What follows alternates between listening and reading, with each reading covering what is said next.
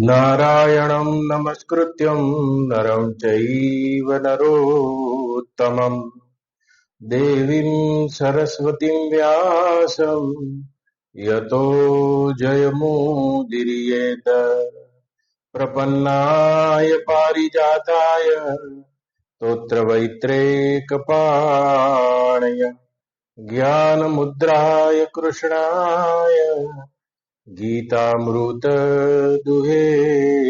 नमः।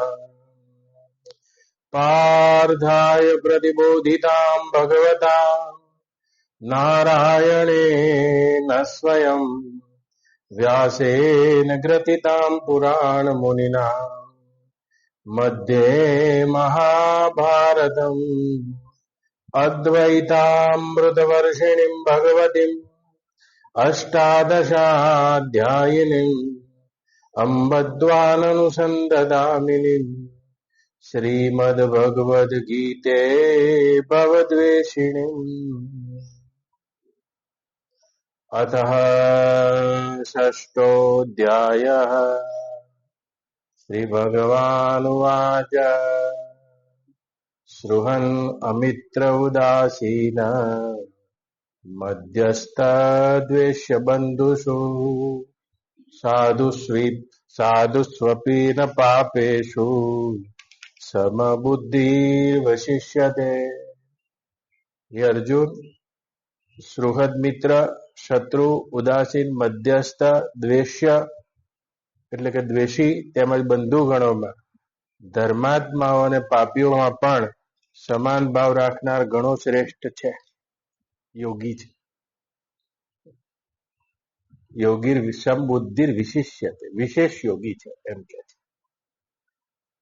આ છઠ્ઠો અધ્યાય છે, આત્મસંયમ યોગ છે.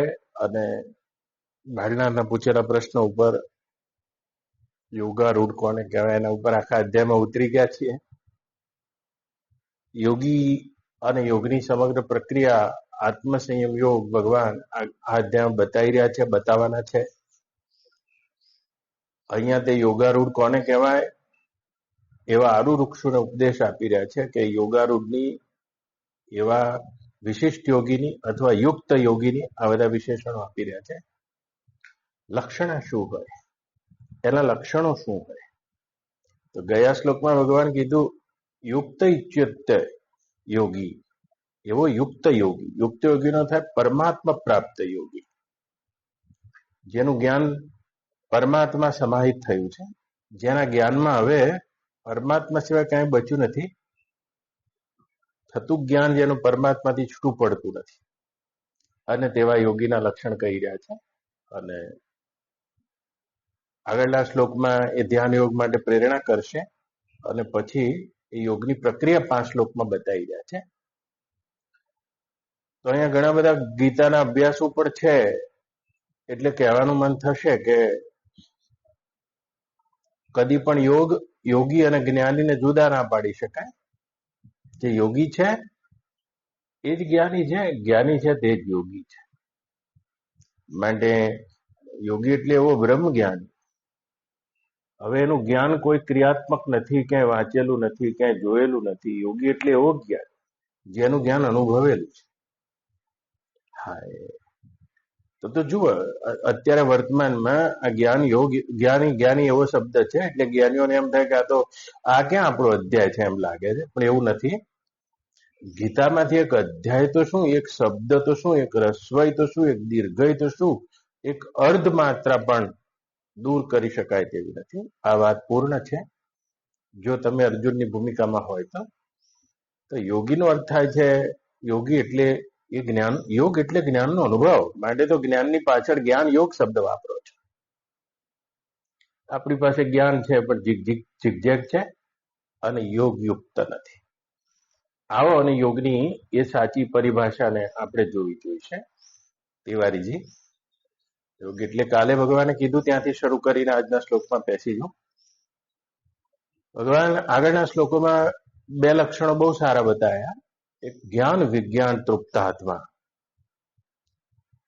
આને ભગવાન યુક્ત યોગી કહે છે, જે જ્ઞાન વિજ્ઞાન તૃપ્તાત્મા છે. તો જુઓ યોગમાં જ્ઞાન જુદું ક્યાં પડે છે, છૂટું પડી જ ના શકે. યોગનું જ્ઞાન તો યોગની ભૂમિકામાં જન્મેલું જ્ઞાન તો દ્રઢ જ્ઞાન છે, એ કદી જતું નથી.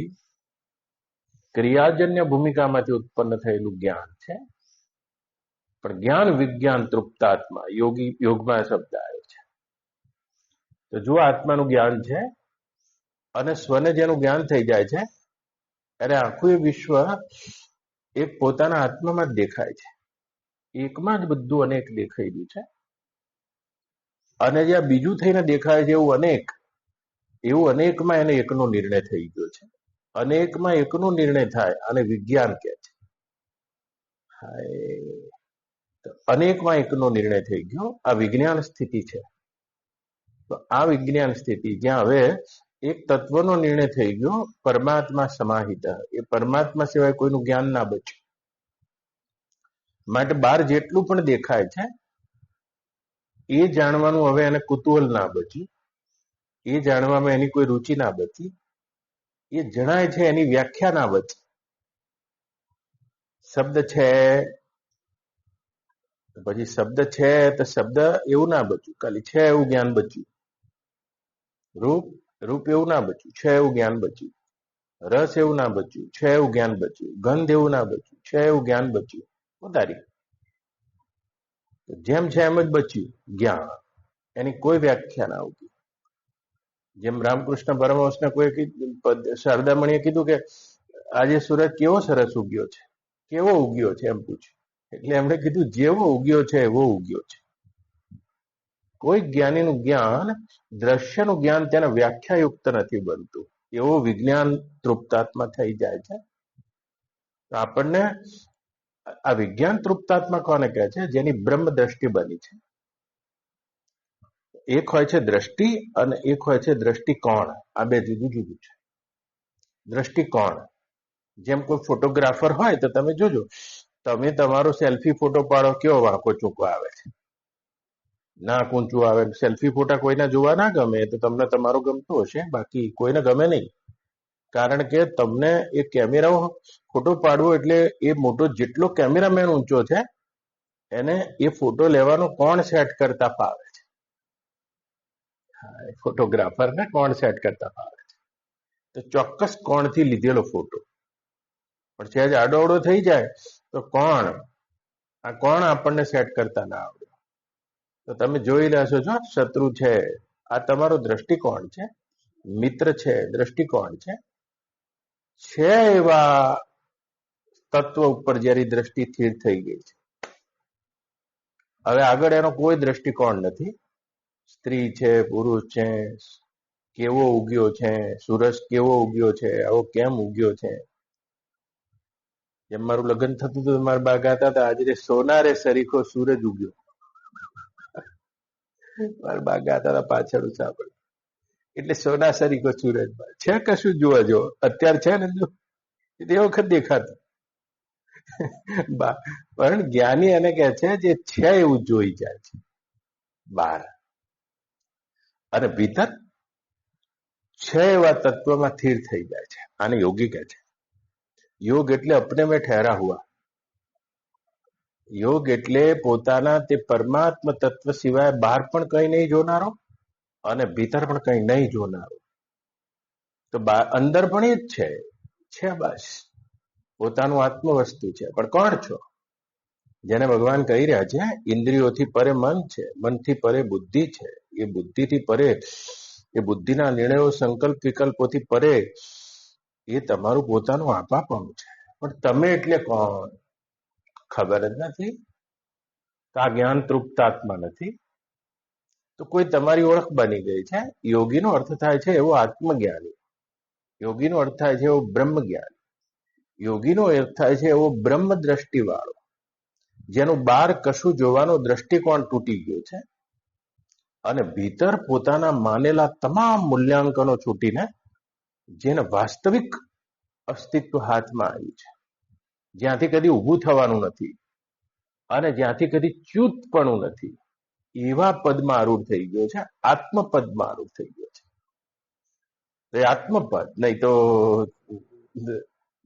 એક નાના હતા ત્યારે વાર્તા ભણતા હતા, ખલીલ જીબ્રાનની વાર્તાઓ આવતી હતી કે એક શેખ ચલ્લી હતો અને રાતે 2 વાગે પોલીસે ખખડાવ્યું એનું ઘર, છેક છેલ્લી નામ.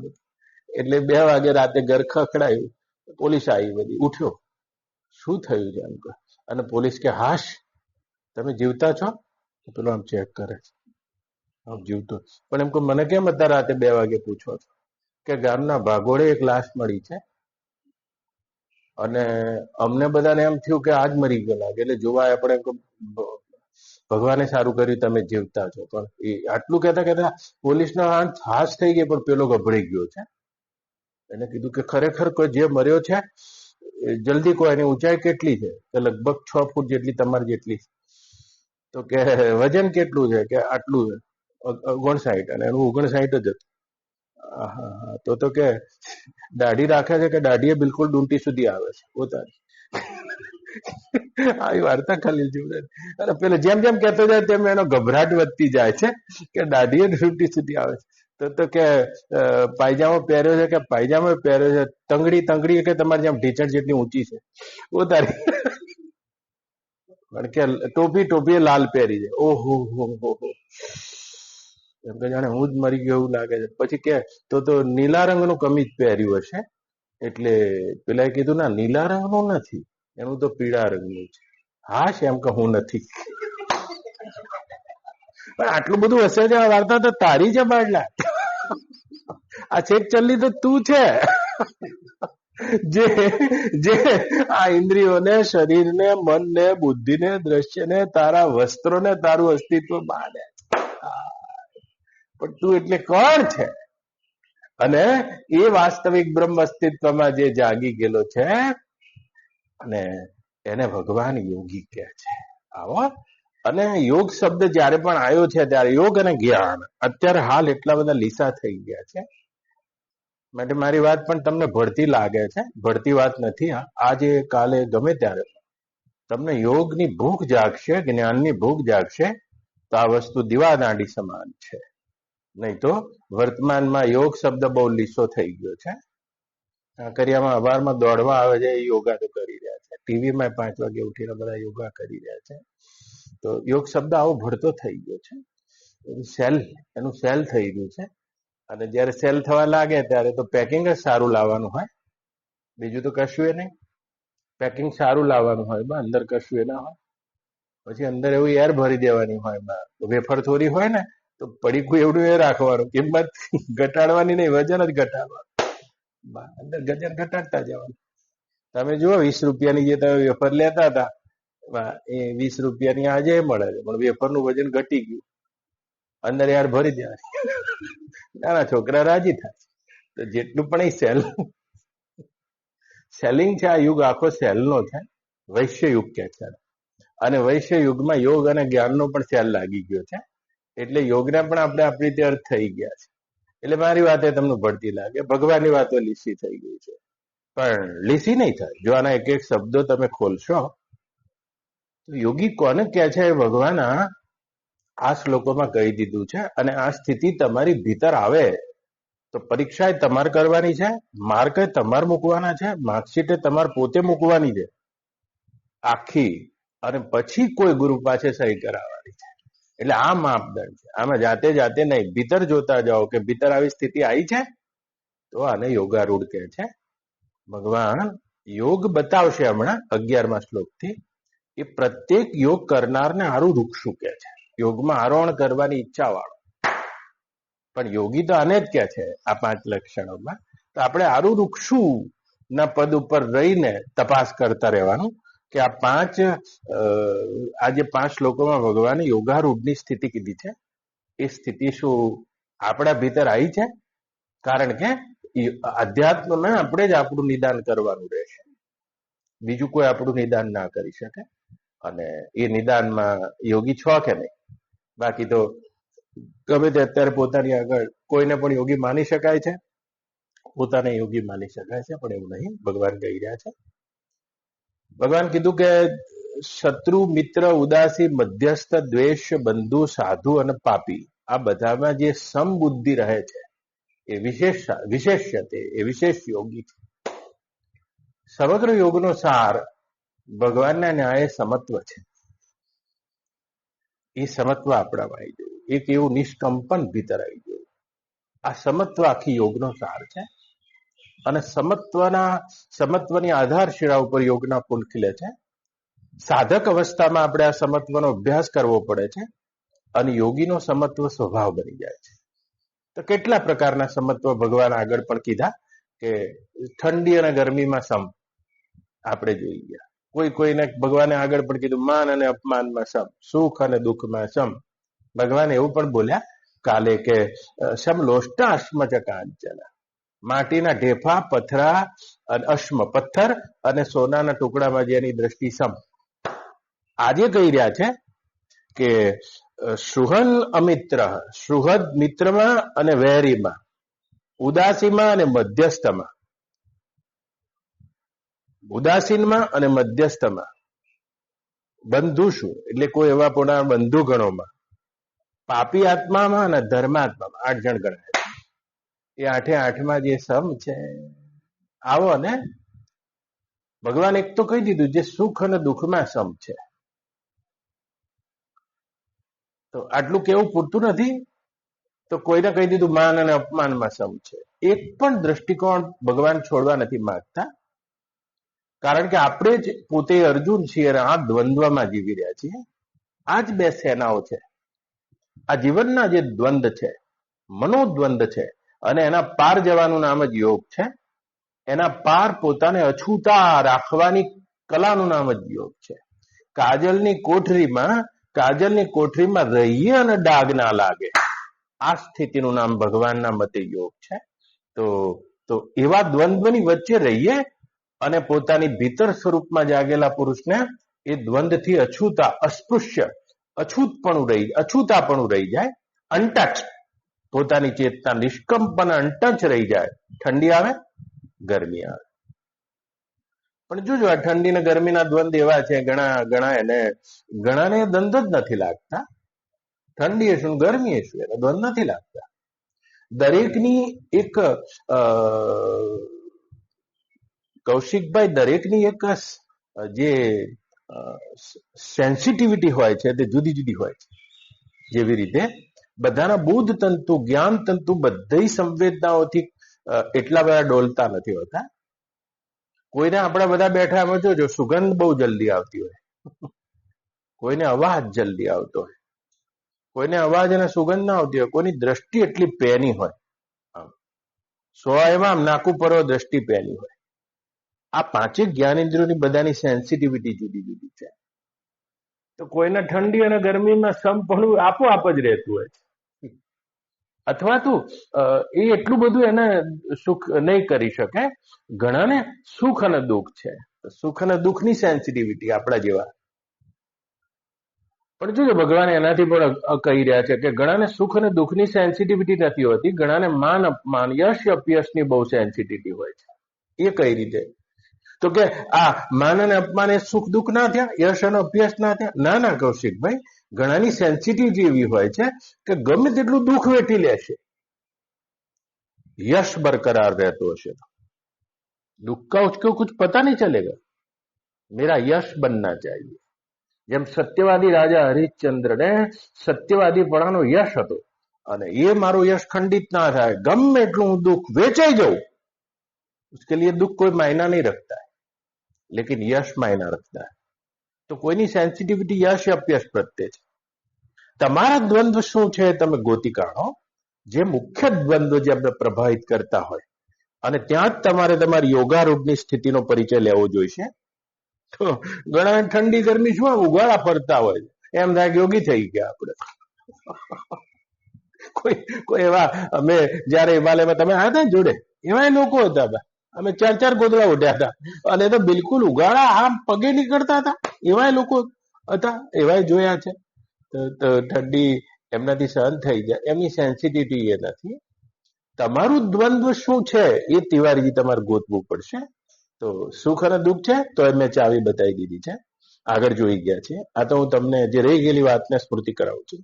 તો ઘણાને યશ અને અપયશ બહુ માયના રાખતા હોય, એના જીવનમાં ખૂબ મોટો માયના, એની કિંમત હોય.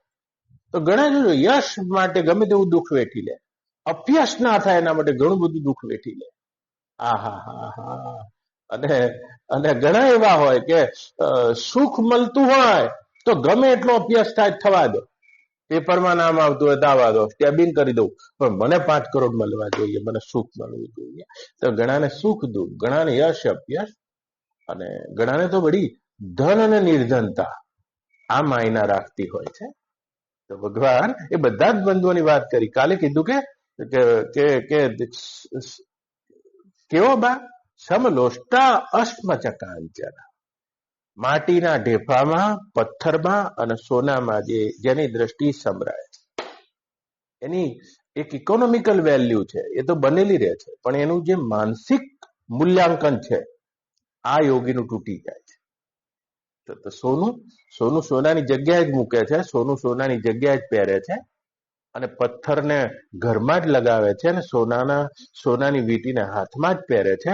પણ આ બંનેના ટચ કરવામાં, આનો સંગ્રહ કરવામાં જે માનસિક પ્રક્ષેપણ થયું છે આ યોગીનું તૂટી જાય, એનું મૂલ્ય કેવળ ઉપયોગી રહે છે. શું તમને ખબર છે ખરા બાળના કે જેટલો પથ્થર ઉપયોગી છે, જેટલી માટી ઉપયોગી છે, એટલું સોની ઉપયોગી છે, જો તમને ઉપયોગ કરતા ફાવે. એનાથી વધારે કશું નહીં. તમે આ ધન ઉપર કોઈ પણ પ્રકારનું માનસિક મૂલ્યાંકન અને પ્રક્ષેપણ ના કરશો, તમને ઉપયોગી સત્તા ખબર પડી. સમલોષ્ટાસ્મ ચ કાંચન. અને આનો અર્થ આ સોનાના ઘરેણા પહેરેલા ભગવાન જયારે કરી રહ્યા છે ત્યારે આનું મૂલ્યાંકન વધી જાય છે. જો બુદ્ધત્વને પ્રાપ્ત થઈ અને ઝાડ નીચે બેસી જવું બિલકુલ સહેલું છે, પણ બુદ્ધત્વને પ્રાપ્ત થઈને રણના મેદાનમાં કેવી રીતે ઉતરાય છે તે જોવું હશે તો ભગવાન કૃષ્ણ પાસે જ આવવું પડશે. બુદ્ધત્વને પ્રાપ્ત કરી અને સોનાના દાગીના કાઢી નાખવા એ તો બિલકુલ સહેલું છે અને સમજાય એવું પણ છે, પણ બુદ્ધત્વ પ્રાપ્ત કરીને સોનાના બાજુબંધ અને મુગટ સાથે બોલી રહ્યા છે કે સોના માટીના ડેપા અને આમાં જે સમ થાય છે અને એના ભીતરની ચેતના કંપિત જ થતી નથી. તમે તો કંપિત થઈ જાઓ છો, જેમ જેમ કોઈ જીવંત વસ્તુને અડતા હોય તે રીતે સોનાને અડી રહ્યા છે. સોનાની પ્રાપ્તિમાં તમને કોઈ પ્રાપ્તિ લાગે છે, એની અપ્રાપ્તિમાં તમારો કોઈ હિસ્સો પડી જતો હોય તેવું લાગે. જેવી રીતે સોનું ખોવાઈ ગયું છે, માટીનું ઢેફું ખોવાઈ ગયું છે, તો ભીતર કંઈક ગરી ગયું છે એમ નથી લાગતું, અને સોનું ખોવાઈ ગયું છે તો ભીતરથી કંઈક ખોવાઈ ગયું તેમ લાગે છે. તો કે આ સમદ્રષ્ટિ શું છે? આ સમદ્રષ્ટિ છે તે કેવળ ઉપયોગી દ્રષ્ટિ છે, આનો કેવળ ઉપયોગ છે. જેવી રીતે એક બહુ મોટો કરોડોપતિ માણસ, અબજોપતિ માણસ, એટલા બધા ધન ભેગું કર્યું હતું જેને, અને એ અર્થમાં ધનપતિ કે જેની રુચિ કેવળ ધન ભેગું કરવામાં છે, અને એટલો મોટો ધનપતિ કે પોતાના ઘરના નીચે ભોયરું બનાવી દીધું અને નકરું સોનું એમાં ભેગું કરેલું હતું. અને એમાં એક ભિખારી આવ્યો નંદુમાં, અને ભિખારી પણ ભિખારી, એટલો ચાલાક ભિખારી, ઘર આગળ આવીને બૂમો પાડી, શેઠ ખોલો, શેઠ ખોલો. અરે સવારમાં લેવા વાળો આવ્યો લાગે છે, જતો રહે એમ કે, જમ આવે તો મારા જોડે લઈ શકે એમ નહીં. તું શું લેતો હશે? પણ એમ કે ખોલો તો ખરા. આમ બારીમાંથી જોઈ ગયો. એવામાં ભિખારી ચાલાક હતો, એને શું કર્યું બા, પોતાની પાસે એક સોનાનો સિક્કો હતો, આમ કરીને ફેંક્યો, એક જ સિક્કો. એટલે પેલા સોનાનો સિક્કો જોઈને પેલા મોઢામાં પાણી આવ્યું. આ પાણી આવે છે ને એના પાછળ ભગવાનનો વિરોધ છે, બસ. અરે સીધો દરવાજો ખોલીને બહાર આવ્યો અને કીધું કે તારી પાસે સોનાનો સિક્કો છે, તો શું કરીશ આને? આ તો મારે તમને હાલ દેવો પેલો કે તારી મને આપી દેવો છે કોઈ એવી રીતે સોના? ખરેખર કે તમને આપી દેવો છે? પણ કે ના, આપ્યું હોય તો એના બદલામાં કહીશ તો કહીશ. હા, ઈચ્છું છું ખરો. તમે આ એક સોનાનો સિક્કો મારી પાસેથી લઈ લો શેઠ, મારી પાસે બીજું કશું નથી, જુઓ મારા કપડા પાછળથી પાટેલા છે, પણ મારી એક ઈચ્છા છે કે આ સોનાનો સિક્કો લઈ જઈને તમે મને ભોયરામાં ના લઈ જાઓ તમારા, અને તમારું ભેગું કરેલું ધન મને ના બતાવો. પેલાને એમ થયું કે સોદો આમ સસ્તો, વાંધો નહીં આવે, જો એક તોલો સિક્કો મારે વધી જતો હોય તો સોદો ઘણો સસ્તો છે. બહાર મેં કીધું બરાબર, મને નક્કી છે, લાય પેલા આપી દે, પછી ફરી જવું તો ચાલ નીચે લઈ ગયા. ત્યારે તો ધનનો આખો બધો સોનાનો બતાવે, એટલી ઉત્સુકતાથી આને જોયો. ભિખારી ખડખડાટ હસવા લાગ્યો. ખળખળાટ હસ્યો. એને કીધું કે શેઠ, આજે તું અને હું બે હરખા થઈ ગયા. હરખા થઈ ગયા એટલે શું કહે છે? એમ કે તું દૂર દૂર સુધી, જ્યાં સુધી જ્યાં સુધી મારી ખ્યાતિ પહોંચી છે ત્યાં સુધી મારી ખ્યાતિના અંદર મારા જેટલો કોઈ ધનવાન નથી. અને તું કહે છે તું હું બે હરખા થઈ ગયા, કે આ તું તમે હું બે હરખા થઈ ગયા છે. કેમ? કે તમે રોજ સવારે ઉઠીને આ ધનનું શું કરો છો? કે આ જ રીતે હું જોઉં છું. તો આ જો જોવાનો જો આનંદ હોય તો મેં જોઈને આનંદ તો લઈ લીધો. આહા, ધનની કોઈ એવી એની ઇકોનોમી વેલ્યુમાંથી જયારે માનસિક વેલ્યુ હટી જાય છે એને ભગવાન કહીને સમલોષ્ટા અસ્મચ કાંચન. તો માટીના ઢેફામાં, અશ્મ એટલે પથ્થરમાં, અને કંચનમાં, કંચન એટલે સોનાના ટુકડામાં, ત્રણે છે તો પૃથ્વીનો જ વિકાર. તત્વથી જોવા જાવ તો પૃથ્વીનો જ વિકાર છે. તો કે એની ઉપયોગી સત્તા રહેશે, વ્યવહાર સત્તા રહેશે, અને માનસિક વેલ્યુ ઘરી પડશે. આ દ્રષ્ટિની ક્ષમતા છે. અને એ જયારે આવી જાય છે તો એના હવાપણામાં ભીતર કોઈ હલચલ નહીં થાય, હશે તો. અને ગરી ગયું છે તો એની વ્યવહારિક મૂલ્ય ખબર હોવાના કારણે ભીતરથી કઈ ગરી ગયું છે તેમ નથી લાગતું. આ એની ક્ષમતા છે. તો ઇનફ, ઇનફ શબ્દ આવી જશે, નહીં તો ઇનફ શબ્દ નહીં આવે. જો આખા મહાભારતના રણમાં જેટલા પણ રાજાઓ બેઠા છે એમાં સૌથી નાનામાં નાનું ગણ રાજ્ય છે દ્વારકા, જેની સીમાઓ બહુ સીમિત છે. સાણંદ તો મોટું છે. અને શક્તિ કેટલી છે કૃષ્ણમાં? શક્તિ તો 18 અક્ષોણી સેનાના રાજાઓને ખાઈ જવાની શક્તિ છે. પણ કોઈ ભીતર દોડ નથી. ભીતર આના ઉપર કોઈ માલિકી કરવી નથી કૃષ્ણને.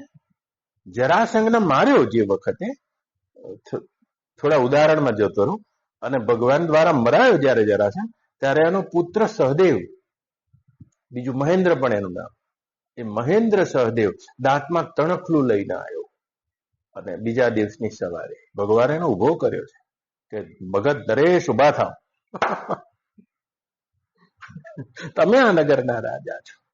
અમારો તો વ્યક્તિની સાથે વિરોધ નથી, વિચારની સાથે વિરોધ છે. અને વિચારનો અમે આ જરાસંઘના માધ્યમથી વધ કર્યો છે. આ રાજ્ય તમારું છે. આના ઉપર કોઈ પણ પ્રકારની અમને માલિકીનો ભાવ નથી. સમલોષ્ટા અસ્મચ કાંચન, अपने सम नहीं हो सकते. અને આ દ્રષ્ટિ જયારે સમ આવે છે અને ભગવાન યોગારૂઢ કહે છે, યોગારૂઢ કહે છે. તો સોનાના મુગટ વચ્ચે પણ એની મુસ્કુરાહટ છે. અને પગમાં પહેરવાના ચંપલ ન હતા. અને ગોકુળમાં ફરી રહ્યા છે, કાંકરા વાગી રહ્યા. ગોપીઓ બોલી છે, પ્રણત દેહિના પાપ કર્ષનમ તૃણચરાનુગમ શ્રીનિકેતનમ. ભગવાનને કહી રહી છે ગોપી ગીતમાં કે હે ભગવાન, આપના ચરણારવિંદ પ્રણત દેહીના, કોઈ પણ પ્રાણી જે આપને શરણાગત છે તેના માટે પ્રણત દેહિના પાપ કર્ષનમ, અને એ એના પાપને મટાડનારા છે શરણાગત. એને કેવા છે? તૃણચરાનુગમ શ્રીનિકેતન. બહુ ભાગવતનો સારો શબ્દ છે, તૃણચરાનુગમ. કે આ ગાયોને તૃણ એટલે ગાય ચરાવવા માટે અડાણા પગે તમે નીકળ્યા છો. પગમાં પહેરવાના ચંપલ નથી, વ્રજના કાંટા વાગી રહ્યા છે ત્યારે પણ. અને રાજ્ય સિંહાસનમાં સોનાની દ્વારિકામાં બેઠા છે ત્યારે પણ. સમલોષ્ટા અસ્મચ કાંચન. સોનાની દ્વારિકા ઓછી નથી લાગતી. ઓછી લાગતી હોત તો મહાભારતનું યુદ્ધ જીત્યા પછી યુધિષ્ઠિર તો ભક્ત બની ગયા છે. રાજ લઈને આયા છે. નહીં મોટા ભાઈ, મને ઘેર જવા દો, મારું કામ પૂરું થઈ ગયું છે. હાય હાય બા, અને એના મોઢા ઉપર બહુ સારું લાગે છે. સમલોષ્ટા અશ્મચ કાંચન. નહીં તો અપની દશા તો ક્યાં હે. કાલે કહેતો તો બધા ગયા પછી બધા 2-4 જણા બેઠા હતા ત્યારે. બા, અહીંયા આપણા ભારતમાં એક નદી છે, કૃષ્ણા નદી. અને એ કૃષ્ણા નદી નાગાર્જુન બંધવાળી, એ કૃષ્ણા નદી એ રીતે નીકળે છે બા મહાબળેશ્વર માંથી ઉલટી. આ નદીનો એવો ઇતિહાસ છે નંદુમાં કે તેમાં તેના પાણીમાં, તેની રેતમાં સોનાના કણ છે. હજુ આજે પણ કોઈ ચારે બા તો સોનાના કણ એમાંથી નીકળે છે. જેને જેને રસવિદ નાગાર્જુન આખી જિંદગી અડધી કાઢી નાખી હતી બા, સદીઓ પહેલા. તો એવી આપણી આ કૃષ્ણા નદીના કિનારે એક મજૂર માણસ, મજૂર જેવો એક બહુ મોટો ચારણો લઈને રેતી ચારતો હતો આમાં. અને નગરનો રાજા નીકળ્યો છે એટલે એને પ્રધાનને પૂછ્યું કે આ શું કરે છે દૂરથી. કે ભગવાન, આ મજૂર છે, એમ કે આ રેતીમાં સોનાના કણ આવે છે. તો કે આખો દિવસ ચારશે? કેટલું સોનું મળે? કે 2-3 મહિને એટલું સોનું મળે કે એને 2-3 મહિના રોટલા નીકળી જાય. એટલે બીજું કામ નહીં કરતો, એટલા સોનાના કણ નીકળે વધારે. એટલે રાજાને ખૂબ દયા આવી ગઈ. એને 9 લખો હાર સોનાનો હતો બા, અને પેલાની નજર ના પડે એ રીતે નાખી દીધો રેતીના ઢગલા. 2-3 મહિને એક વખત પોતાની મહારાણીને લઈને રાતે કૃષ્ણા નદીના કાંઠે તે રાજા આવ્યો બાદશાહ, ત્યારે પેલો ભાઈ રાતે ફાનસના અજવાળામાં ચાલતો હતો. એટલે રાજાએ જેને પૂછ્યું કે શું કરે છે, તને પેલો 9 લખો હાર મળ્યો નહીં? મેં નાખેલો. કે તમે નાખ્યો તો રાજા સાહેબ? તો કે તો મળી ગયો મને, પણ કે એના પત્યા પછી હવે શું ચારે છે? અરે કે હારે તો મારી દશા કરી છે. પેલા તો રાત પડે એટલે ચારવાનું મારું બંધ થઈ જતું હતું, અત્યારે તો મેં ડબલ પાલી ચાલુ કરી છે. મારે આહાર નીકળી જતો હોય તો અત્યારે તો મેં ડબલ પાલી ચાલુ કરી છે, હારે તમારી દશા કરી જાય. આ દશાને વિષમતા કે છે. અને જો સોનું એટલે ધન, ભગવાન એ સોનાની વાત કરે એટલે ધન. જો આપણા મનમાં વિષમતા ના કરે, સમલોષ્ટા અશ્મચ કાંચન, એને માત્ર એ પૃથ્વીનો વિકાર જોવે છે તે યોગી છે. તો આ બધા દ્વંદ્વોથી તો, ધન નિર્ધનતાના દ્વંદ્વોથી તો છૂટવું બહુ સહેલું છે યાર. છૂટી શકાય, ઘણા છૂટી શકાય. ધનના લાત મારી નીકળી જતા. અરે યશ અભ્યાસ કે उसके लिए भी कुछ नहीं होते. એવા પણ પુરુષો છે જેની આ સેન્સિટિવિટી નથી. મારે માન મળ્યું, અપમાન મળ્યું, ઠંડી ગરમી તો હોતી નથી, પણ તો કે આ તો બધું આંતરિક છે અને એના ઉપર વિજય પ્રાપ્ત કરી શકાય. પણ બાહ્ય, કેટલીક વસ્તુ બાહ્ય છે. તો કે ધન બાહ્ય ખરું, પણ ધન તો જડ છે. તો એમાં તો ક્ષમતા આવે, પણ આમાં આવે તો ખરી. ભગવાન કહે, શ્રી ભગવાન વાચ છેલ્લો, આ છેલ્લો શ્લોક યોગી. આમાં ક્ષમતા આવે તો ભગવાન કે હવે ફાઇનલ આવી ગયું. આ ફાઇનલ રિઝલ્ટ નહીં, બધા રાઉન્ડ હતા અને એ રાઉન્ડ માંથી નીકળતા આ ફાઇનલ રાઉન્ડ આવ્યો. કે આ ફાઇનલ રાઉન્ડમાં જો કોઈની ક્ષમતા બનેલી નથી. આમાં સૃહન અમિત્ર ઉદાસીના મધ્યસ્થ દ્વેષ્ય બંધુષુ સાધુસ્વપી ચ પાપેશુ સમબુદ્ધિર વશિષ્યતે. તો સોનું તો જડ છે યાર, પણ કોઈ વ્યક્તિનો સંગ થઈ ગયો. અને વ્યક્તિ 8 પ્રકારના વ્યક્તિનો આપણો રોજ વ્યવહાર થાય છે, અને આમાં સમ રહેવું. 8 પ્રકારના વ્યક્તિ આપણને મળશે. કાં તો સુહૃદ મળશે, ઝાલાજી મળ્યા, આપણા સુહૃદ છે, મિત્ર છે, આપણું હિત કરનારા. સૃહન અમિત્ર, રોજ ઝાલાજી જ મળશે એવું નહીં થાય. વેરીએ મળ્યો, ઉઠ્યા.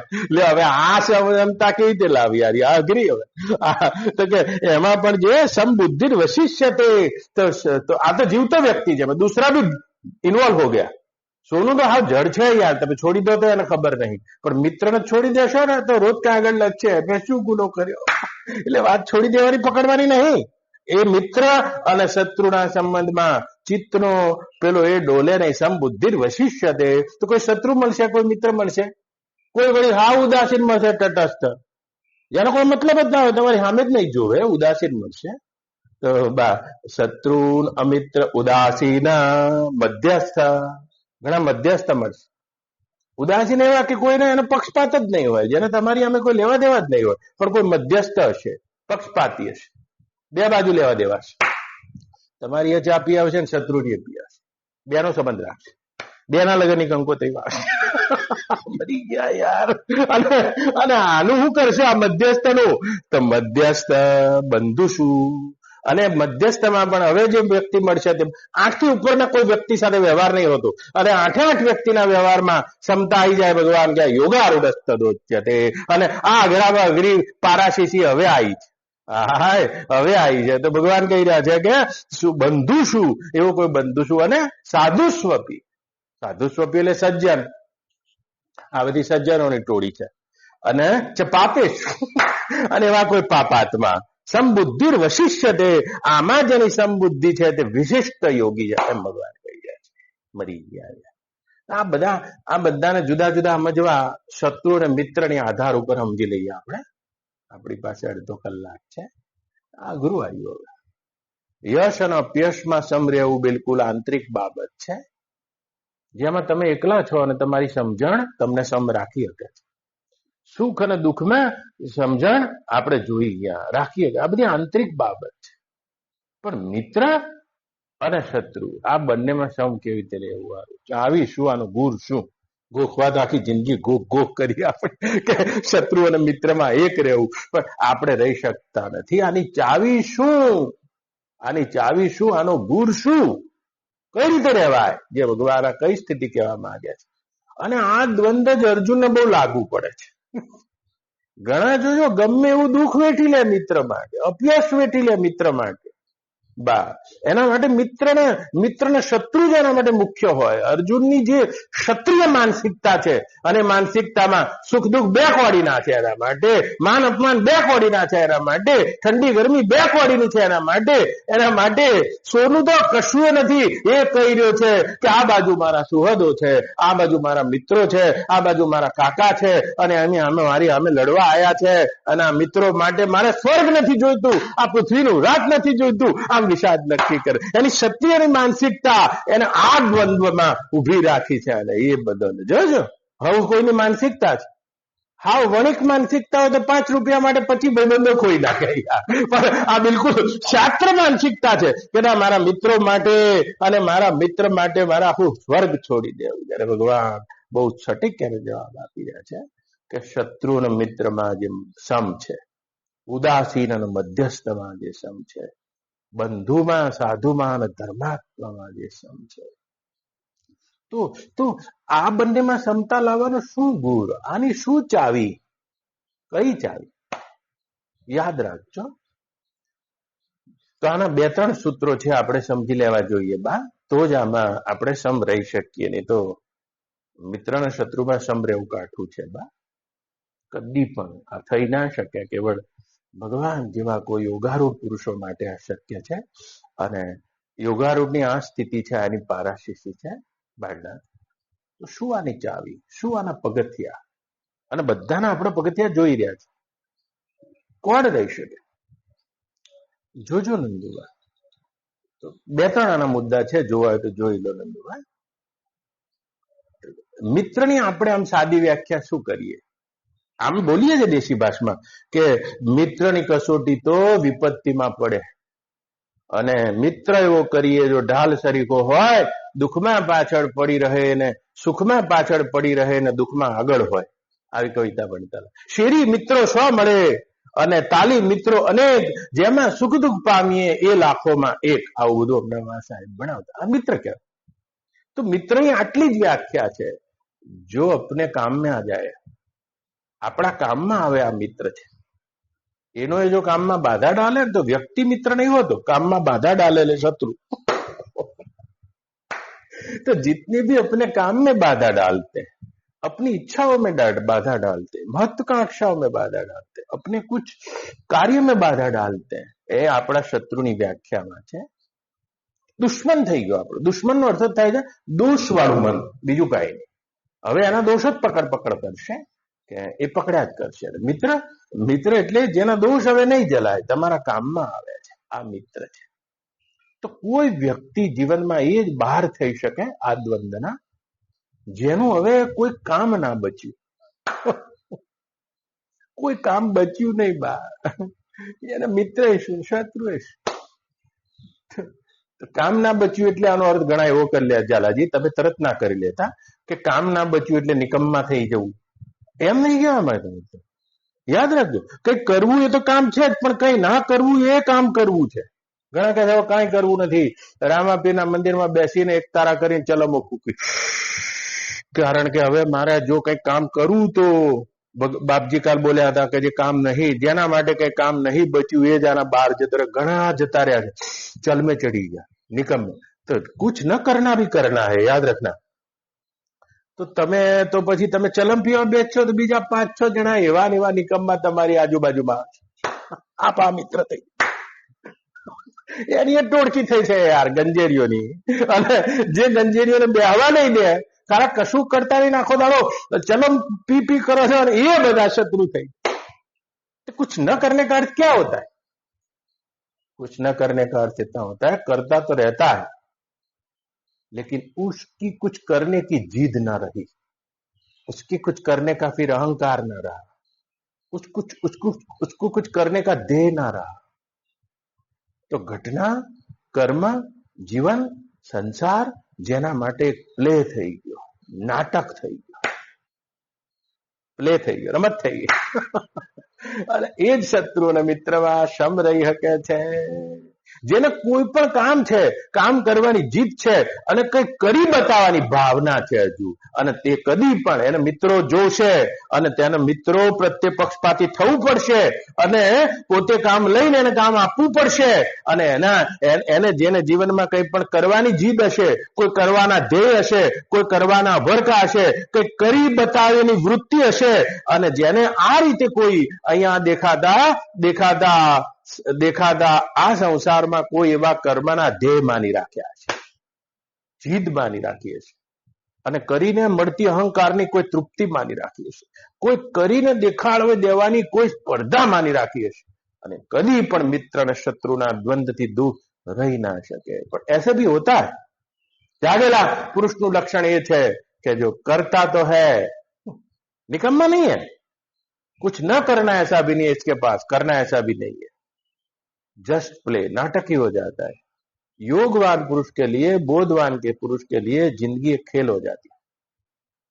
उसमें करना ऐसा नहीं आता है, नहीं करना ऐसा भी नहीं आता है, करके दिखला देना ऐसा भी नहीं आता है. કશું દેખાડવું નહીં ભગવાનને, એટલે તો જરાસંઘ આવ્યો એટલે દોડે જ.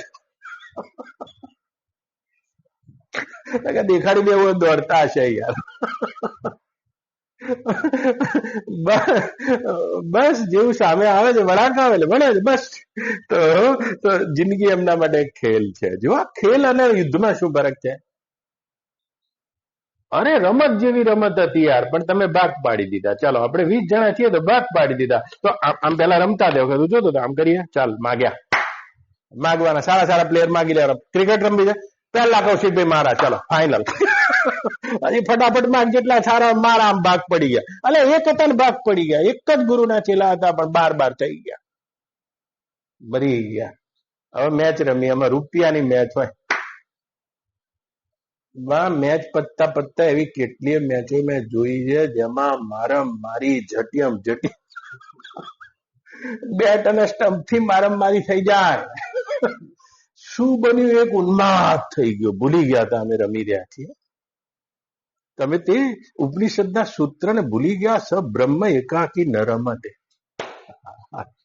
આ રમી રહ્યા છો તેને ભૂલી ગયા, ને ભૂલી ગયાનું નામ તો યુદ્ધ થઈ ગયું છે. અને ભૂલી ગયા એટલે તો ધ્યેય થઈ ગયો, નહીં તો રમતમાં ધ્યેય હોતો હશે. ધ્યેય કશું નથી, just time pass. Time pass પણ ધ્યેય નથી, મજા મોજ અને આનંદ ધ્યેય. આનંદો બ્રહ્મેથી રેજાનાથ, આટલો જ ધ્યેય હતો. પણ એ ધ્યેય ભૂલી ગયા, કોઈ કારણથી ભૂલી ગયા, ગમે કારણથી ભૂલી ગયા. હવે શત્રુ દેખાવામાં છે. મેં માગી લીધા પેલા કૌશિકભાઈ છે, પણ મેં માગી લીધા તારા શત્રુ થઈ ગયા. તો કહેવાનો આશય એટલો છે પ્રસ્તુત શ્લોકમાં બાળનાથ, કે જેને કોઈ પણ પ્રકારના કરીને દેખાડી દેવાનો અહંકાર છે, જીદ છે. કોઈ કર્મ તો રહેશે, પણ કરીને દેખાડવાનો અહંકાર જતો રહેશે, જીદ જતી રહેશે, અને આ કર્તૃત્વ રહિત અવસ્થામાં તો સમષ્ટિ ભાવ છે. કર નહીં રહે હો रहा ऐसा ज्ञानी को बताया. તો બીજા અર્થમાં કહું, ભક્તિની ભાષા નજીક પડે છે. ભક્તને ખબર છે પરમાત્મા મેરે સે કામ લે રહા है, બસ બસ લે રહા કરે જઈ રહ્યો છે, એનું પોતાનું કોઈ કામ નથી. માટે મિત્ર રહેશે, મિત્રતા રહેશે, પણ હૃદયમાં કોઈ, બહુ સારું બોલી ગંગા સતી, એ શત્રુ ને મિત્ર જેને એકે નહીં ઉર્મા પાનબાઈ, અને પરમારથમાં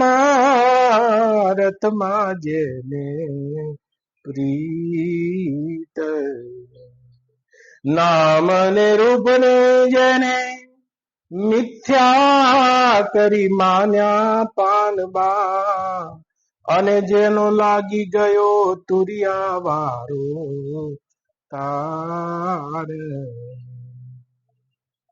શત્રુ ને મિત્ર જેને, બહુ સારો શબ્દ છે, એકે નહીં ઉર્મા પાનબા. જગતમાં તો રહેવાના, પણ ઉર્મા નહીં, ઉર્મા નથી. હૃદયની ગહેરાઈમાં ગરીબ પડ્યા છે,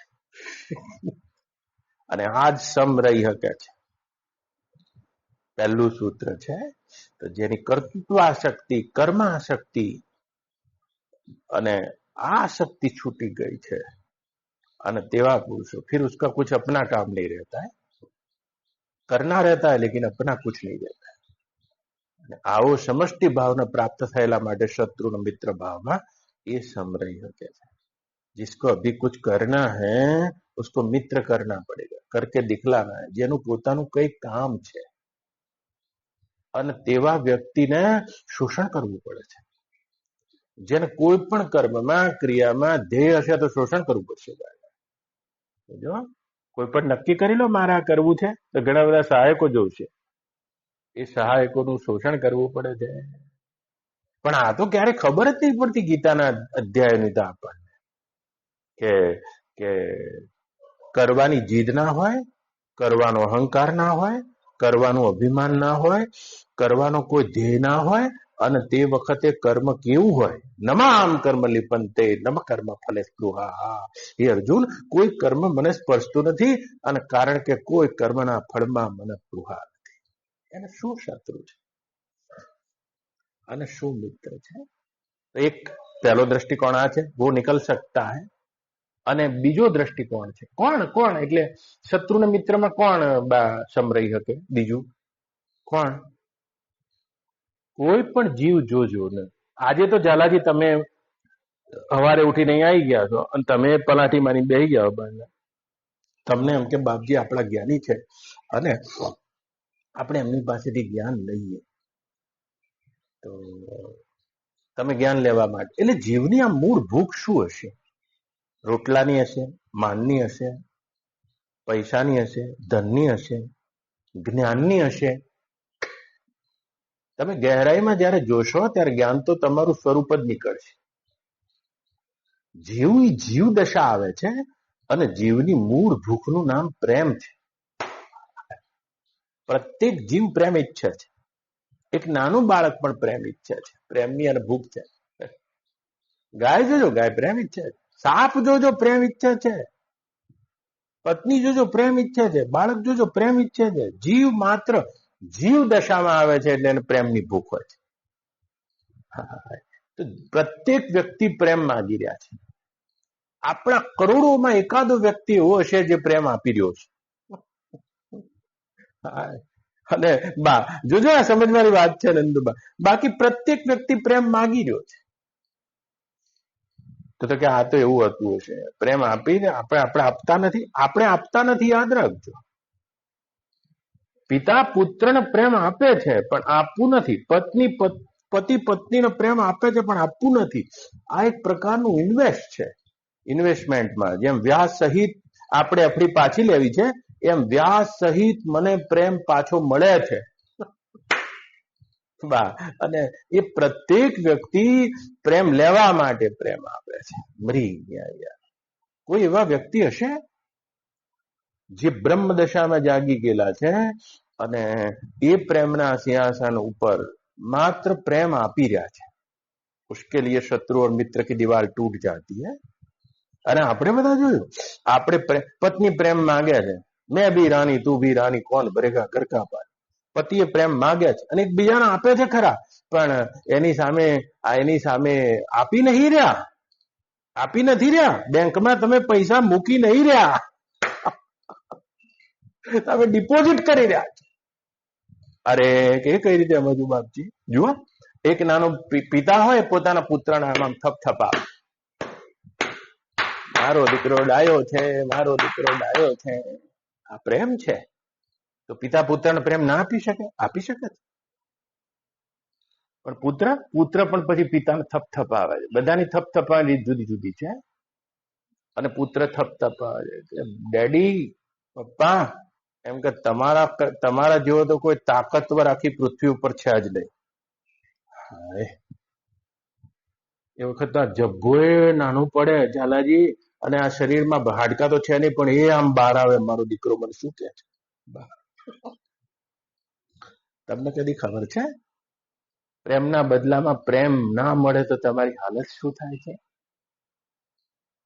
આ જે ફ્રસ્ટ્રેશન છે, નિરાશા, જાઓ પરદેશમાં જોઈ આવો. મારે થોડું લાંબુ ના થઈ જવું જોઈએ, પાછું મારે કલાકમાં પતાવવાનું છે. પરદેશમાં જોઈ આવો ભાઈ, પતિ પત્નીને મળવાનો ટાઈમ જ નથી, પુત્રનો ટાઈમ જ નથી, છોકરાનો ટાઈમ જ નથી. આમ કાગળમાં લખીને જવું પડે. ઊંઘી ગયો ત્યાં ધણીને લખી દેશે, ઉઠીને ખાઈ લેજે, ચિઠ્ઠીઓ આપી જવું પડે. હવે પ્રેમના બદલે પ્રેમ નથી. જો તમને પ્રેમના બદલે પ્રેમ ના મળે નંદુબા, પછી શું છે? પરદેશમાં જ્યાં કૂતરા પાળવાનો શોખ આવ્યો છે ક્યાંથી આવ્યો? તમને મનોવિજ્ઞાનનો અભ્યાસ હોય, તમને ખબર હશે. કોઈ પણ વખતે પ્રેમની ભૂખમાં તમે સબસ્ટિટ્યુટ ગોતો છો. કોઈ તો હાલતું નહીં એટલે તમે આવો ને તો કૂતરું પૂંછડી પટપટ. ત્યાંથી મળે તમને. તમે જોજો, જેના ઘરમાં આવા પેટ પશુ પાળેલા છે ને, એના ક્યાં કુંડાળમાં તેને પ્રેમની ભૂખ છે. ઘણી માતાઓ જોજો, આમ બાળકને જન્મ આપે પછી આમ ધવડાવવાનું, આ મનોવિજ્ઞાન થઈ જશે, આડું જતું રહે, પણ મારે કહેવું જોઈએ, એના આમ અવરો મૂકી દીધો હોય, કાં તો આયા રાખી લીધી હોય, કાં તો ઓફિસ જતા રહ્યો, નોકરી જતા રહ્યો. હવે એના અનકોન્શિયસમાં પ્રેમની ભૂખ રહી ગઈ. પછી એ મોટી મોટી શેઠાણીઓ કૂતરા એટલે પાડવા પડે. એની પૂંછડી હલે છે એટલે એમ લાગે મને કોઈ મળી રહ્યું છે આનાથી. મોટી મોટી શેઠાણીઓ જ પાડવા પડે. તમારે જે આપણે આમ સંયુક્ત પરિવારમાં રહેતા હોય, કદી પાડે નહીં કૂતરા. પણ હા, એકલી નોન રહેતી હોય બિચારી, કિટ્ટી પાર્ટી વાળી જેટલી શેઠાણીઓ હોય ને, કૂતરા એટલે પાડવા પડે. એની જયારે આમ પૂંછડી આમાં ટુ ટુ ટુ થાય અને એનો સબસ્ટિટ્યુટ ગોતી રાખ્યો છે. તો હું તો અહીંયા ખાલી મારે મનોવિજ્ઞાનમાં જવું નહીં, આના ઉપર બોલ્યો છું ઘણું, ક્યાંક પડ્યું હશે. મનોવિજ્ઞાન ઉપર બહુ બોલ્યો, બહુ લાંબુ બોલ્યો. તો મારે તો અહીંયા એટલું જ કહેવું છે કે પ્રેમ દરેક વ્યક્તિ ઈચ્છે છે અને ઈચ્છે છે નંદુબા, પણ કોઈ વ્યક્તિત્વ એવું થશે, અબ ઉસકો પ્રેમ લેના નહીં. આ પૂર્ણતાની નિશાની છે. પ્રેમ પ્રગટ્યો છે એટલે લેના નહીં. આજ એની રીચતામાં, આજ એના ધનાઢ્યપણામાં એ પ્રેમ આપે છે. अपने वाले को फिर कोई शत्रु मित्र नहीं रह जाता. ભગવાન કૃષ્ણ સુતા હતા અને દુર્યોધન આવ્યો છે. શકુનીએ મોકલ્યો કે જા મહાભારતના રણમાં આખા આર્યાવત ઉપરથી કૃષ્ણને ખાલી તારા પક્ષે લઈ લે. આ કૃષ્ણનો તોડ તારા મામા પાસે નથી. તો કે શું કરવું? એના માટે પગે લાગ, જે કરવું એ કર, મિત્રતાનો સંબંધ બાંધ, એને પક્ષે લઈ લે, જા. અને આવ્યો ત્યારે ભગવાન સુતા હતા. 10 દાડા પહેલા ગાળો આલી. એટલે લાંબુ નહીં જવાય મારે, ઉદાહરણો માટે મહાભારતની કથા છે. અને અર્જુને આવ્યો છે, તમે કથા બહુ સારી રીતે જાણો. ભગવાન ઉભા પણ થયા છે. આવો છત્રપતિ દુર્યોધન, એમ કે છે. હા, છત્રપતિ દુર્યોધન બંનેને આપ્યું છે. હાય. તો આને ભગવાન કહે સુહદ અમિત્ર, આ શत्रु અને मित्र માં તેમની ક્ષમતા છે. जिसको भी कुछ लेना है, प्रेम लेना है, आ ना થઈ શકે શત્રુ અને મિત્ર માં સમ. એવા કોઈ એકાદા છે પૂર્ણત્વને પ્રાપ્ત થયેલા પુરુષો જેની પ્રેમ લેવાની ચેષ્ટા સમાપ્ત થઈ જાય છે. उसके पास अब कुछ लेना नहीं है, बस प्रेम देना है. અને જ્યાં સુધી તમારે પ્રેમ લેવો છે ત્યાં સુધી તો પત્નીથી નહીં મળે, છોકરાથી નહીં મળે, તમે ઇન્વેસ્ટ કરતા જાઓ. બહુ પ્રેમના ભૂખ્યા લોકો જોજો, સાયકોલોજી છે, વધારે ખા ખા કરતા હોય, સબસ્ટિટ્યુટ ગોતે છે, વધારે ઊંઘ કરતા હોય, કૂતરા પાડે, પોપટ પાડે, કોઈ વાતો કરનારું નહીં એટલે તો તમારે મન કો નહીં જાણતે. આત્મા તો બહુ આગો છે પણ પેલા મનને જ ઓળખતા નથી તો કે આટલું ભયંકર મન છે, પણ એ મનના પેલે પાર જતો રહેલો પ્રેમ આપી શકે છે. એ જ શत्रु મિત્ર થી પાર થઈ જાય છે. उसके लिए फिर कोई शत्रु नहीं बनता है, मित्र नहीं बनता.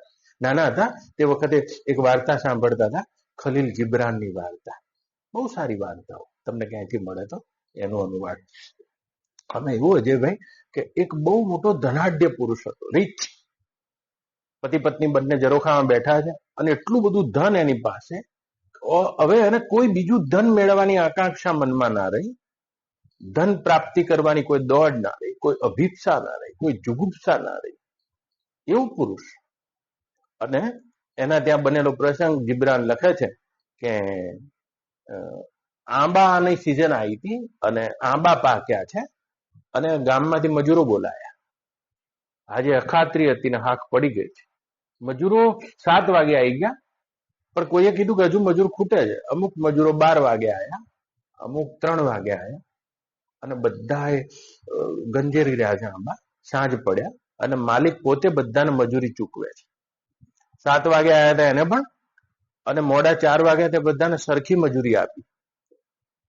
એટલે 7 વાગે આવ્યા હતા એને વિદ્રોહ કર્યો કે નહીં ચાલે, અમે 7 વાગે આવ્યા છીએ અને આ 3 વાગે બપોરે આવ્યા તો તમે સરખી મજૂરી આપી. એટલે પેલાએ કીધું કે તમે 7 વાગે આવ્યા પણ તમારી મજૂરીનું આ વળતર ઓછું છે કે ઓછું નથી, હોવું જોઈએ એના કરતા બમણું છે. તો કે તમે આની ચિંતા શું કરવા કરો છો? હું કામના પૈસા નથી આપી રહ્યો એને, મારી પાસે છે એટલે આપી રહ્યો છું. હા, વાર્તા પતી ગઈ છે પણ મારા બાળ માણસને બહુ હલાઈ ગઈ હતી. જેની પાસે પ્રેમ છે એ પ્રેમ આપી રહ્યો છે અને આના જ માટે શત્રુની, મિત્રની, ઉદાસીનની, મધ્યસ્થની, બંધુની, સાધુ અને પાપાત્માની બધી દિવાલો ખરી જઈને આ વ્યવહારમાં તેની બુદ્ધિ સમ રહે છે. અને સમબુદ્ધિ વશિષ્યતે. સાધુ સ્વભી પાપાત્મા. કોઈ એવા સજ્જન કે પાપાત્મામાં પણ ઉપરના વસ્ત્રો શું જોવો છે? જાડું પાતળું શરીરમાં દેખાય છે, કાળું ગોરું શરીરમાં દેખાય છે, એમ પાપી અને પુણ્યપણું અંતઃકરણમાં દેખાય છે. એના ગહેરાઈમાં રહેલી ચેતના ઉપર એની દ્રષ્ટિ સ્થિર થઈ ગઈ છે. पाप तो दिखता है लेकिन उसको कोई पापी नहीं दिखता, पापी नहीं दिखता है, याद रखना. આવી એની સ્થિતિ થઈ જાય.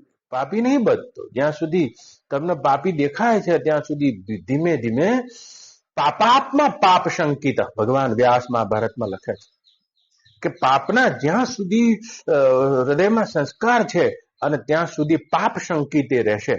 વ્યાસ કહે છે મહાભારતમાં, એને ચારે બાજુ પાપની શંકા થયા કરે છે. આ નિયમ છે. તો જેના હૃદય નિષ્પાપ થયા છે फिर उसके लिए કોઈ પાપી નહીં બચતા है, યાદ રાખજો. એટલે પાપીમાં અને સાધુમાં એ સમબુદ્ધિ વશિષ્ય છે. એ તો ગહેરાઈમાં જોઈ રહ્યો છે, એની ગહેરાઈમાં. તો કાળું ગોરું જાડું પાતળું દેહ ધર્મ છે, એવી રીતે પાપપણું પુણ્યપણું આ બધા અંતઃકરણના ધર્મો છે, પણ એના ગહેરાઈમાં જે જોઈ ગયો છે. કપડાની સામે નહીં જોતો તો તમે આજે પહેરેલા કપડાની સામે જુઓ છો તો કપડા કેટલાય પ્રકારના છે. આ વ્હાઈટ કપડા છે, શરીરે કપડું છે અને અંતઃકરણ પણ કપડું છે. એ કપડાની સામે નહીં જોતો. આપણો હિન્દુસ્તાનનો છેલ્લો બાદશાહ બહાદુર શાહ જફર, અને એને બહુ મોટો કવિ હતો અને એને ગાલિબ ને કાગળ લખ્યો, તમે મારા ઘેર જમવા ના આવો, અને ગાલિબ બેઠો તો ફકીર માણસ, ચારે બાજુ કપડા વાંકા ચૂંકા થઈ ગયેલા, મેલા કપડા ફાટેલા, અને બાદશાહનું ભોજન હતું, તૈયાર થઈ ગયો જવા. એટલે આજુબાજુમાં આપણા જેવા મિત્રો હતા, એમને કીધું કે આવું ના જવાય બાદશાહ પાસે, આ કપડા ફાટેલા તને ગુસવાય નહીં દે કોઈ. અને એમ કે ના, મને કપડાથી ઓળખશે કે હું તો હું છું. બધા મિત્રોએ કીધું કે અમે તને ઉધાર લાવી આલે. ના માન્યો માણસ, અને ગયો. એ વખતે બધા દરવાનો હતા, રોક્યો ગાલિબને. કોણ છે? કે હું મિર્ઝા ગાલિબ છું. કોણ મિર્ઝા? અરે કવિ મિર્ઝા ગાલિબ. કોણ કવિ? રોજ સવારે બધા બાદશાહને મળવા કવિ થઈને આવી જાય છે. એક બાદશાહ શું કવિ પાક્યો, બધા કવિઓની હોડ થઈ જાય. ગાલિબ અને નંદુબા વેલા મોડે પાછો આવ્યો. આમાં ડાયા ભાઈબંધો હતા આવા તિવારીજી જેવા, એમને કીધું કે ગમે ત્યાંથી લાવી આલી પાઘડીઓ. નવા કપડા પહેરીને ગયો, સડસડાટ અંદર જતો રહ્યો. બધા આવો આવો થઈ ગયું. બાદશાહ ઉભો થઈ ગયો, જમવા બેસાડ્યું, અને બધી વ્યંજનો બન્યા હતા. એની બેગમ ફાતિમા ઉભી હતી, એ પીરસતી હતી ફાતિમા. અને કવિ તો બધા ઊંધા હોય ને બા, આમ જમવાનો કોડિયો લે ને આમ જબ્બાન ખવડાવે, રસમાં રોટલી બોલે ને પાઘડી ખવડાવે. બની ગયા યાર. લાગી શું કરો છો? કવિ છો પણ આટલા બધા આર્ષ દ્રષ્ટા કવિ છો ને કઈ પાગલ છો? કેમ આ શું કરી રહ્યા છો? કે આ તો આજનું ભોજન ગાલિબને નહીં મળી રહ્યું, આજનું ભોજન તો એના કપડાને મળી રહ્યું છે બાદશાહ. આ કપડાને એનું ભોજન મળી રહ્યું છે. એટલે ગાલિબ તો બિચારો 3 કલાક પહેલા અહીંથી પાછો ગયો છે. એ ગાલિબને કોણ ઓળખે છે? એમ એમ એ આત્મ વસ્તુને તમે ક્યાં ઓળખો છો? આત્મપેન સર્વત્ર હમ આત્મા ગુડાકેશ. એ આત્મ તત્વનું જ્ઞાન નથી, એટલે ઉપર ઉપરના વસ્ત્રો જોઈ રહ્યા છે. જજમેન્ટ આલ દો, પાપી છે, પણ તમે જજ છો? યમ છો કે શનિ છો? ભગવાનના રાજ્યમાં આવા છે યમરાજ અને શનિ, જેમને ન્યાય કરવા નક્કી કરેલા છે, ચિત્રગુપ્ત આદિ, કે આ તમારા પાપી પુણ્યાત્માનો ભેદ કરવાનો. તમે જજ છો? તો એ જેને પાપી પુણ્યાત્મા દેખાય છે, ભગવાનના ભાગ છે, કે એ યોગી નથી. યોગી માટે સાધુ સ્વપી ન પાપાત્મા સંબુદ્ધિર વશિષ્યતે. આ યોગીના લક્ષણ છે. આગળના શ્લોકમાં ભગવાન ધ્યાન યોગ કરવા માટે પ્રેરણા આપી રહ્યા છે, અને 11મા અધ્યાયમાં ધ્યાન યોગ બતાવી રહ્યા છે. ઓમ પૂર્ણમદ પૂર્ણમિદમ પૂર્ણાત પૂર્ણમુદચ્યતે પૂર્ણસ્ય પૂર્ણમાદાય પૂર્ણમેવાવશિષ્યતે. ઓમ શાંતિ શાંતિ શાંતિ. હરિ ઓમ. શ્રી ગુરુભ્યો નમઃ. હરિ ઓમ.